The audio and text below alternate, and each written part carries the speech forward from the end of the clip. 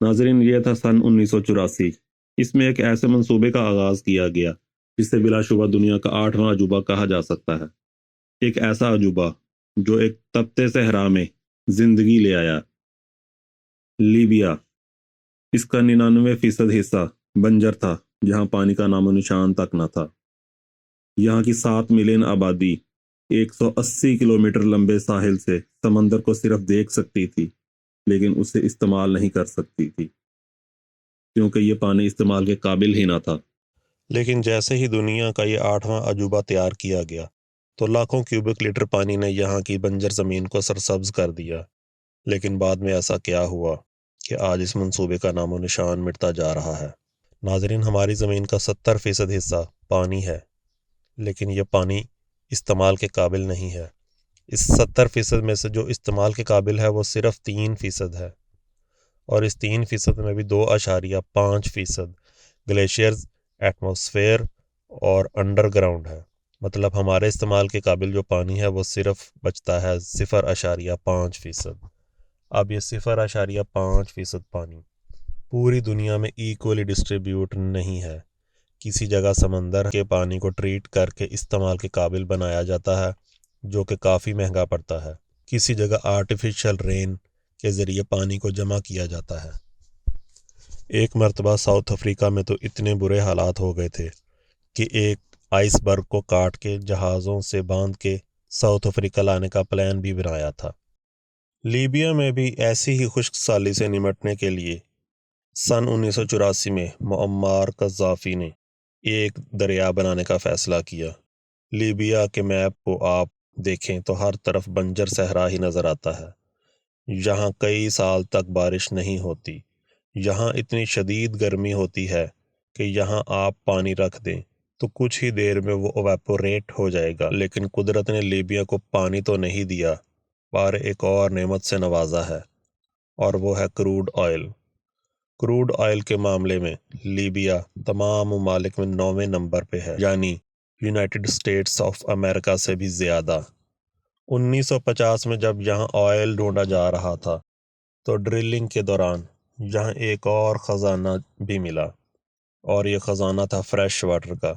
جی ہاں، سہارا ڈیزرٹ کے نیچے 1.5 لاکھ کیوبک کلومیٹر پانی فریش واٹر تھا۔ یہ فوسل واٹر ہوتا ہے جسے نیوبین سینڈ سٹون ایکویفائر سسٹم کہتے ہیں۔ اس پانی کا اگر کیلکولیشن کی جائے تو یہ پانی اگر ساری دنیا 40 سالوں تک بھی استعمال کرے تو یہ ختم نہیں ہوگا۔ اب پلان یہ تھا کہ اس پانی کو نکال کے لیبیا کے سارے شہروں تک پہنچایا جائے، لیکن یہ پلان جتنا آسان نظر آتا تھا اتنا آسان نہیں تھا۔ اس پانی کو نکالنے کے لیے کافی انرجی کی ضرورت تھی، جو کہ لیبیا کے لیے کوئی مسئلہ نہیں تھا۔ لیبیا کے پاس بہت بڑے آئل کے ذخائر موجود تھے۔ اصل مسئلہ یہ تھا کہ یہاں پانی انڈر گراؤنڈ تھا، لیبیا کے ساؤتھ میں، جبکہ لیبیا کے زیادہ آبادی والے شہر اور لیبیا کا کیپٹل ٹریپولی یعنی طرابلس وہ نارتھ میں تھے۔ جب ایسٹیمیٹ لگوایا گیا تو پتہ چلا کہ ہر شہر تک پانی پہنچانے کے لیے ان کو 2820 کلومیٹر لمبا دریا کھودنا پڑے گا۔ یہ فاصلہ اتنا ہی ہے جتنا کہ دلی سے ممبئی یا اسلام آباد سے کراچی کے 2 چکر لگائیں۔ معمر قذافی کو جب یہ فگرز بتائی گئیں، انہوں نے اسے بنانے کا فیصلہ کیا، کیونکہ یہ لیبیا کی زندگی کا سوال۔ لیکن تب ہی ایک اور مسئلہ آ کھڑا ہوا۔ سہارا ڈیزرٹ میں اتنے لمبے فاصلے تک پانی جاتے جاتے 50% سے زیادہ پانی تو گرمی کی وجہ سے ایواپوریٹ ہو جائے گا۔ اس مسئلے سے نپٹنے کے لیے یہ فیصلہ کیا گیا کہ یہ دریا انڈر گراؤنڈ بنایا جائے۔ جی ہاں، ایک ایسا دریا جو انڈر گراؤنڈ بڑے بڑے پائپس میں بہتا ہے، اس لیے اسے دنیا کا 8واں عجوبہ بھی قرار دیا گیا ہے۔ اس کام کے لیے بڑے بڑے پائپس کی ضرورت تھی، اس لیے ایسے پائپس تیار کیے گئے کہ ہر پائپ کا ڈایا میٹر 13 فٹ اور وزن 80 ٹن تھا۔ یہ پائپ کنکریٹ اور سٹیل سے تیار کیے گئے تھے، اور ایسے 5 لاکھ پائپس تیار کیے جانے تھے، تب جا کے 2820 کلومیٹر لمبا دریا مکمل ہو سکتا تھا۔ اور یہ 5 لاکھ پائپس تیار کرنے کے لیے بڑی بڑی فیکٹریز بنائی گئیں اور ہر پائپ میں 8 کلومیٹر سٹیل وائر کا استعمال کیا گیا۔ اگر ان سارے پائپس میں استعمال ہونے والے سٹیل وائر کی لمبائی کی کیلکولیشن کی جائے تو یہ ساری سٹیل وائر ہماری زمین کے گرد 100 مرتبہ چکر لگا سکتی ہے۔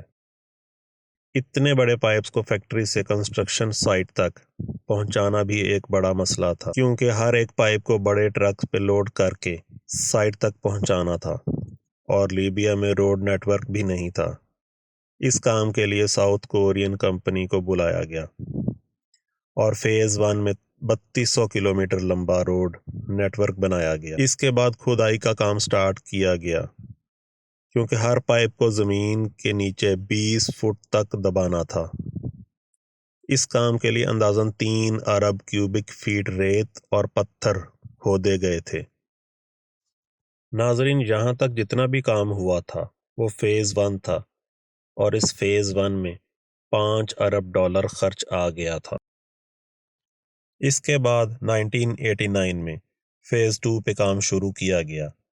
فیز 2 میں جبل حسونہ سے لے کے لیبیا کے کیپٹل ٹریپولی تک پائپ لائن بچھائی گئی۔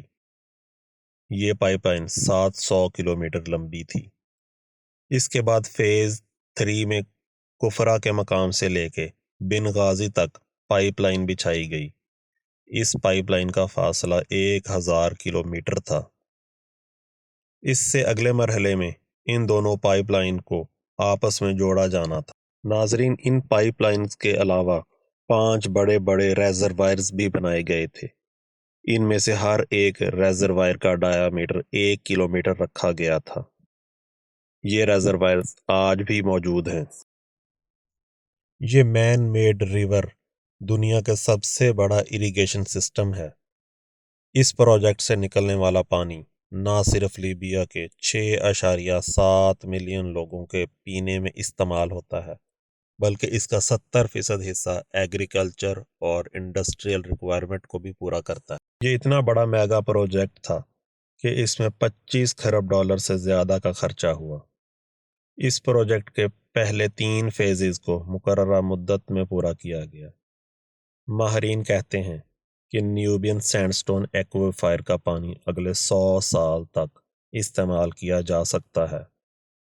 اس کے برعکس لیبیا اگر سمندر کے پانی کو ٹریٹ کر کے استعمال کے قابل بناتا تو اس $25 کھرب سے 10 گنا زیادہ خرچہ آتا۔ پوری دنیا میں اتنے بڑے پروجیکٹ کے چرچے تھے، لیکن 22 جولائی 2011 کو لیبیا میں سول وار شروع ہو گئی، اور ایک ایئر سٹرائک میں فیز 4 اور 5 کے لیے بنائے جانے والے پائپ کی فیکٹری کو تباہ کر دیا گیا۔ اسی وجہ سے فیز 4 اور فیز 5 کی کنسٹرکشن کو روک دیا گیا۔ ناظرین، 2014 سے لے کے 2020 تک لیبیا جنگ کی حالت میں رہا۔ پائپ لائنز کی مینٹیننس اور ریپیئر پہ بالکل بھی دھیان نہیں دیا گیا۔ اسی وجہ سے کئی دفعہ پانی کی سپلائی بند ہو جایا کرتی تھی۔ 10 اپریل 2020 کو دارالحکومت ٹریپولی تک پانی پہنچانے والے اسٹیشن پہ کچھ ملیٹنٹس نے قبضہ کر کے اسے بند کر دیا، اور آج یہاں کنڈیشن یہ ہے کہ نہ ٹریپولی میں پانی بچا ہے اور نہ بن غازی میں، اور جو 5 بڑے ریزروائرز بنائے گئے تھے وہ بھی اب خشک ہونے کے قریب ہیں۔ جہاں پانی زندگی لے کے آیا تھا وہی لیبیا اب ایک دفعہ پھر واٹر کرائسس کا شکار ہے۔ ناظرین، انفارمیشن اچھی لگی ہو تو لائک اور کمنٹ ضرور کریں۔